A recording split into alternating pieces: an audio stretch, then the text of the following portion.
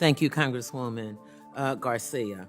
Let me say to my colleague on the other side, Congresswoman Wagner, for using her time to actually read me the oversight plan. And for the record, let me just say, clearly I read it.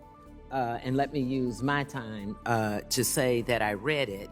And that was one of the reasons that I wanted to make sure that we protected diversity. Let me also give clarity based on her remarks and others that what this amendment is doing is asking to put diversity efforts and requirements back into what is already law, because it's in the Dodd-Frank Act. And secondly, words matter. I say that every day. And Mr. Chairman, I applaud you for the gift for me to chronologize and journal my journey here. And I'm going to dedicate this book to writing about DEI. Every time I come into this committee, I'm going to put you on notice. I don't care what the topic is. I'm going to put your districts on notice. I'm going to make this my commitment, because I get a card here that says to me that we're going to work on policies that will make our nation stronger. Well, this nation was built on slaves who gave their lives and built many of the buildings that they live in. This nation was built on women who breastfed your children and did other things. And you're going to send me a card to say, make our nation stronger, and then stand here and take exception to putting diversity and equity and inclusion? Why would you be so afraid? It doesn't eliminate anyone. We're not picking people who aren't scholarly.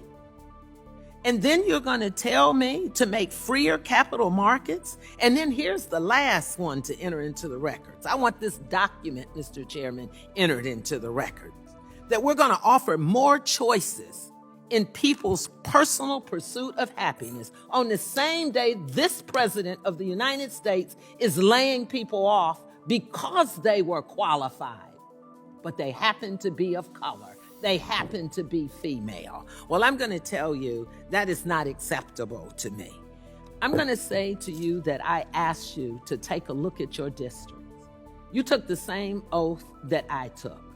You took an oath of office to serve all of the people. We're not asking you to let someone keep their job because they're not qualified. If you look at the people who are in these jobs, they're being laid off. Some of these folks are making the difference in those departments. To give them lack of notice about their future and put this mark on their resume, how do they go look for another job and then explain? I did all this great stuff, but what am I supposed to say? But because my gender was what it is, I got removed. Look at this room and the people over here. You know, we got a vice president that got a black or brown wife. You know, so now when we look at talking about what we're standing for, I saw them little pretty brown black babies that they marched across here. So we're talking about our black and brown babies the same way. You are destroying the future of our children. It is genocide. And you're going to hear it repeatedly from me. Every day I hope I make you as uncomfortable as this makes me. And I yield back.